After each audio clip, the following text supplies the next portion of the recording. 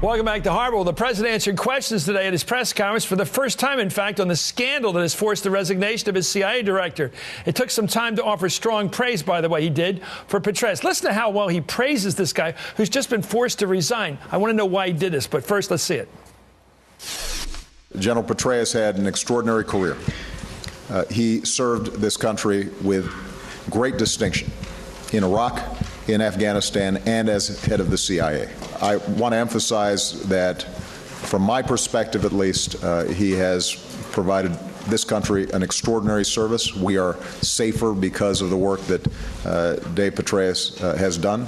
And my main hope right now is that he and his family are able to move on, and that this ends up being a single side note on what has otherwise been an extraordinary career.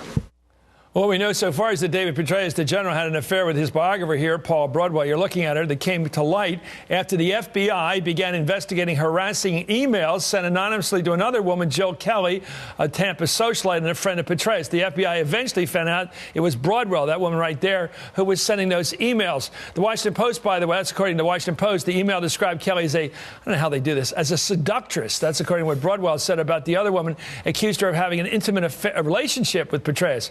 For more on where things stand, we're joined by serious reporters, NBC News chief White House correspondent, it's Mike Isikoff, who's the chief investigative reporter.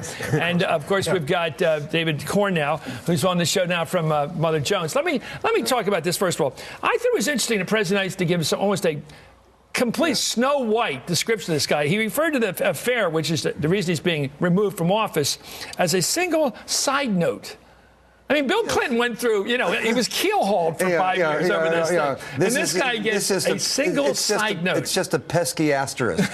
But, politicians and presidents for years in Washington have been using David Petraeus as cover. If you can get underneath the... Republicans said that name over and over. Wrap yourself in the Petraeus flag and you got immunity from almost anything. What's President Obama worried about Petraeus? I think it's sort of force of habit. I think he's being kind of gracious now. And I think there may be a little buyer's remorse here, and that some people, once you get into the details of this wacky situation, they're thinking, maybe he shouldn't have resigned, maybe we should have stuck with him, maybe everything moved too fast, maybe he's, he did what he did, but maybe he's a victim of sort of other before you jump to that, and I am the more older I get, the more lenient I get towards these peccadillos, if you will. The problem is, if it got out that he had this affair with this reporter, and it also got out that the president, knowing about it, had kept him in office, what would that have been like? Well, that would be bad. Right, but the only way the only way you can do this is if you actually make a clean breast of it, say you're sorry, you won't do it again. Tell the country that? Tell the country that. It's what Bill Clinton did.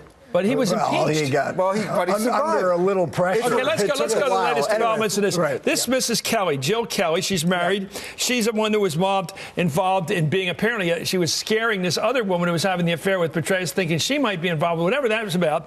She complained to his FBI agent. This is where it became official. Jill Kelly complained to an FBI agent who was a friend of hers. Was being harassed. Let's stay here. Was being harassed. And then she does this call. She called 911 one week and complaining. That was Jill Kelly. She tried to invoke diplomatic privilege to get the press off her lawn. Let's listen to this. This is a little strange. I'm an honorary consulate general, so I have inviolability. So they should not be able to cross my property. I don't know if you want to get diplomatic protection involved as well, but now because that's against the law to cross my property, since this is now it's inviolable. This is getting more Cato-Caloing every day. But, I mean, here we have it. This is an own character. First of all, why is it important to us to know? First of all, that phone call just took place last weekend after the whole scandal erupted, after the press is on her lawn. Was she writing, claiming diplomatic immunity from the press? It's preposterous. And by the way, she did have a badge at MacDill Air Force Base. That's since been revoked. So whatever status, honorary status she has. A consular officer for the South Koreans? Honorary consul. That's, that and what's her role? Give us a new story today. All right, look, We got a briefing from a source close to Jill Kelly this evening that sheds a little light on the origins of this and how this came about. And the initial email that triggers the concern comes from an anonymous email from a Kelly patrol to General Allen in Afghanistan, warning him about his relationship with Jill Kelly and about an upcoming meeting they are going to have in Washington, which in fact they were going to have. Jill Kelly and her husband were going to have with General Allen. General Allen then turns that over to both Jill Kelly, saying, "What's this all about? Did you send me this? Yeah. What are you talking about?" Why is she an object of suspicion? Because she has a Lebanese background, or what? Why are people all buzzing around her and bothering her in these personal relationships? Well, look, we don't know what set Paula Broadwell off, who we now know to have sent that email, but we understand a little bit more about what it was that triggered the concern of Jill Kelly, of General Allen, and the FBI, because they're talking about something that is not publicly known. The general in Afghanistan is going to have a meeting with a woman in Tampa, and then there's subsequent emails about 3 or 4 more along the same lines, including one about a meeting she's going to have I want to ask you both guys. David Petraeus. I want to ask you my favorite question in journalism, and I want a quick answer. Yes. So what? The whole thing, so what now? Is there anything about national security in this? Well, there was, at the end of the day, probably not. Okay. But at the time, when here is somebody, an anonymous person on the internet who knows the comings and goings of the CIA director, that's not public. That's a legitimate cause. Is John Allen going to remain our commander in Afghanistan? I think it depends how inappropriate these emails 30,000 pages. No, it's not actually 30,000. It's a lot less than that because the way they count. But they say hundreds of emails. But they involve thousands of pages.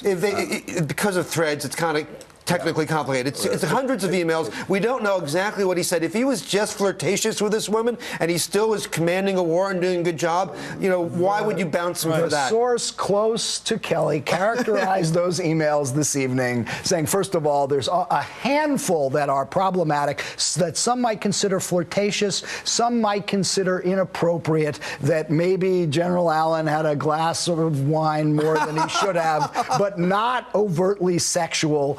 Not sexting. So make of that what you will, but I'm just telling you what they are saying about the email.